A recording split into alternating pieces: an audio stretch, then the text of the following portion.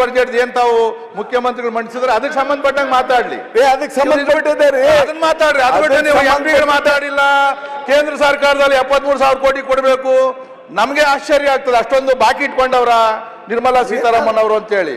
ಇದು ನಮ್ಗೆ ಅರ್ಥ ಆಗಿಲ್ಲ ಅಣ್ಣ. ದಯವಿಟ್ಟು ಆ ತರ ಇದ್ರೆ, ಮಹತ್ವ ಇದ್ರೆ ದಯವಿಟ್ಟು ಅಧ್ಯಕ್ಷರೇ ನಾಳೆ ಚರ್ಚೆ ಮಾಡ್ಲಿ. ಬೇಕಾದ್ರೆ ತಪ್ಪು ಅರ್ಥ ಹೋಗೋದು ಬೇಡ. ಇದು ಯಾಕಂದ್ರೆ ನಾವು ಒಪ್ಪೋದಿಲ್ಲ ಅಣ್ಣ. ಅಧ್ಯಕ್ಷರೇ ಬಿಟ್ಟು ಮುಖ್ಯಮಂತ್ರಿಗಳು ಬಿಟ್ಟಿರೋರು 73,000 ಕೋಟಿ ಬಾಕಿ ಇದ್ದಿದ್ರೆ ಮುಖ್ಯಮಂತ್ರಿ ಬಿಟ್ಟಿರೋರು ಇಷ್ಟೊಂದು ಹರಾಜ್ ಹಾಕಿರೋರು ಅವರು. ನೀವೇನೋ ಮಾತಾಡ್ತಾರೆ, ನಮಗೂ ಅರ್ಥ ಆಗ್ತಾ ಇಲ್ಲ ಅದ್ರದ್ದು. 1,000 ಕೋಟಿನೂ ಬಿಡೋದಿಲ್ಲ ಅವರು.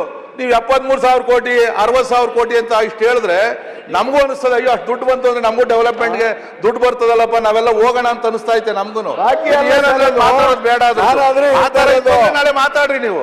ಬಾಕಿ ಇದೆ ಅಡ್ಡಿ ಮಾಡಿದೀವ, ಎಲ್ಲ ಬಿಲ್ಗಳನ್ನು ಒಪ್ಕೊಂಡಿದೀವಿ ನಾವು. ನೀವು ಈ ತರ 2018-19ರಲ್ಲಿ ಬಜೆಟ್ ಸೈಜ್ ಎಷ್ಟಿತ್ತು ಅಂತ ಹೇಳಿದ್ದಾರೆ. ಈ ವರ್ಷ ಬಜೆಟ್ ಸೈಜ್ ಎಷ್ಟಿದೆ ಅಂತ ಹೇಳಿದ್ದಾರೆ. ಆ ಬಜೆಟ್ ಸೈಜ್ನಲ್ಲಿ ನಮ್ಗೆ ಇಷ್ಟು ಕರ್ನಾಟಕಕ್ಕೆ ಬರ್ತಾ ಇತ್ತು. ಅದರ ಪ್ರಕಾರ ನಮಗೆ ಬಂದಿದ್ರೆ 1,23,000 ಕೋಟಿ ಬರಬೇಕಾಗಿತ್ತು. ಈಗ ಬರೀ 50,000 ಚಿಲ್ಲರೆ ಕೋಟಿ ಬರ್ತದೆ. ಹಾಗಾಗಿ ನಮಗೆ 73,000 ಕೋಟಿ ನಷ್ಟ ಆಗಿದೆ ಅಂತ ಹೇಳಿದ್ದಾರೆ ಅಷ್ಟೇ.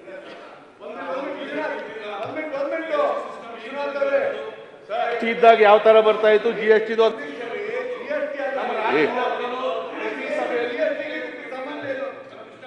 ಭಾಗವಹಿಸ್ತಾರೆ.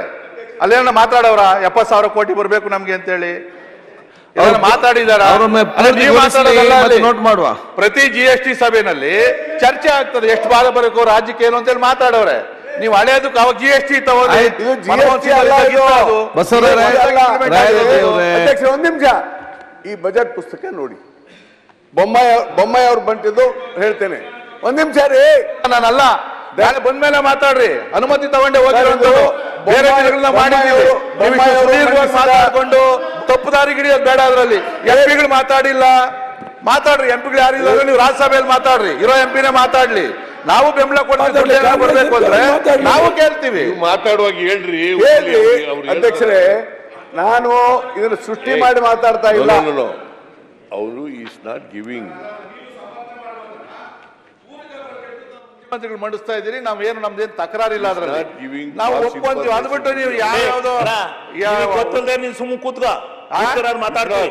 ನಿನಗೆ ಗೊತ್ತಿಲ್ಲ ಫೈನಾನ್ಸ್ ಸುಮ್ಮನೆ ಗೊತ್ತಿಲ್ಲ ಅಂದ್ರೆ ಕುತ್ಕೊಂಡ್ರೆ ಗೊತ್ತಿಲ್ಲ.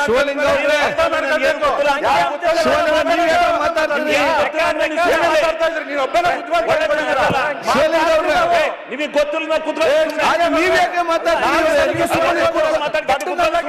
ಶಿವಲಿಂಗ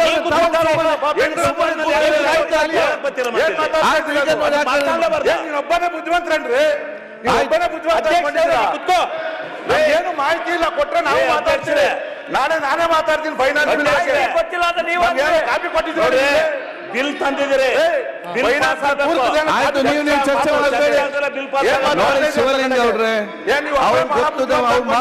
ಯಾಕೆ ಪ್ರತಿಯೊಂದು ನೀವು ಅವರಿಗೆ ಮಾತಾಡ್ತಾರ ನಾವು ಅವ್ರ ಬಗ್ಗೆ ನೀವು ಮಾತಾಡಿ. ಯಾಕೆ ಅವ್ರಿಗೆ ಇದು ಅದೇನಾದ್ರು ರಾಗಿದ್ ಬಿಟ್ರೆ ಇನ್ನೇನ್ ಮಾತಾಡ್ತೀರಿ ನೀವು? ಸುಮ್ಮನೆ ಅಂಕಿಅಂಶ ಇಟ್ಕೊಂಡು ಮಾತಾಡೋದು ಅದ್ರದ್ದು.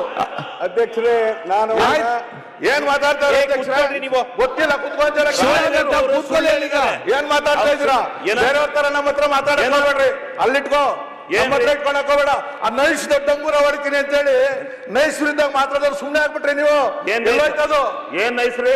ನೈಸ್ದು ಹಗರಣ ಐತಲ್ರಿ. ಏನ್ ಮಾಡ್ತೀರಿ ನೀವು? ಸರ್ಕಾರ ಇದ್ದಾಗ ಸುಮ್ಮನೆ ಆಗ್ಬಿಟ್ರಿ. ವರದಿ ಕೊಟ್ಟ ಮೇಲೆ ಕೇಳಿದ್ರಿ ಅಲ್ಲೋಗ ಅಲಯನ್ಸ್ ಆದ ಅಂತ ಹೇಳಿದ್ರಿ. ಏನ್ರಿ ಅದ್ ಯಾವ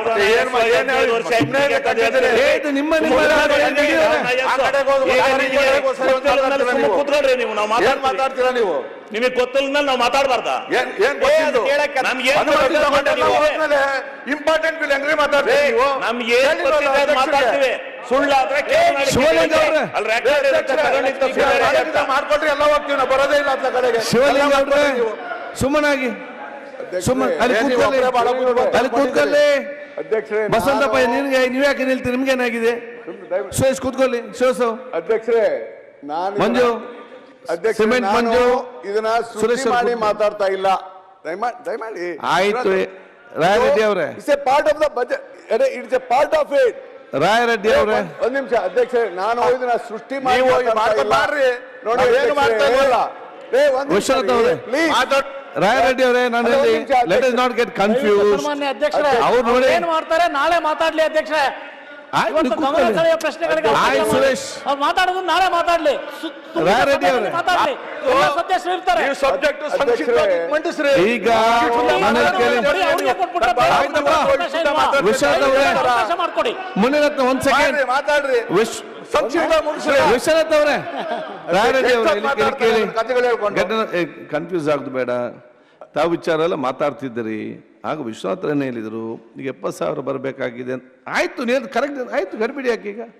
ನಾನೇನು ಫೈನಾನ್ಸ್ ತಜ್ಞರಲ್ಲ, ಮತ್ತು ಜಾಸ್ತಿ ಮಾತಾಡಲಿಕ್ಕೆ ವಿಚಾರ ಕೂಡ ಗೊತ್ತಿಲ್ಲ. ಇದು ಇಷ್ಟಿದ್ರೆ ನಾವು ಕೂಡ ಎಲ್ಲ ಜೊತೆಯಲ್ಲಿ ಕೂಡ ಕೇಳಲಿಕ್ಕೆ ನಾವು ಕೂಡ ನಮಗೆ ಹೋಗ್ಬೇಕಂತ ಭಾವನೆ ಬರ್ತದೆ. ಈಗ ನಮ್ಮ ಆದಷ್ಟು ಸಂಕ್ಷಿಪ್ತವಾಗಿ ಇದಾಗಿ ಈ ನಮ್ಮ ಪೂರಕ ಬಜೆಟ್ ಸಂಬಂಧ ಸೀಮಿತವಾಗಿ ತಾವು ಮಾತಾಡಿ. ಇದನ್ನು ಮತ್ತೆ ದಯವಿಟ್ಟು ಶಿವಲಿಂಗ ಅವರು ಇನ್ನೊಬ್ಬ ಯಾರು ಕೂಡ ಅವರಿಗೆ ಮಾತಾಡ್ಲಿಕ್ಕೆ ಹೋಗ್ಬೇಡಿ. ನಿಮ್ಗೆ ಯಾರಿಗೂ ಅಧಿಕಾರ ಇಲ್ಲ ಅವರಿಗೆ ಮಾತಾಡ್ಲಿಕ್ಕೆ.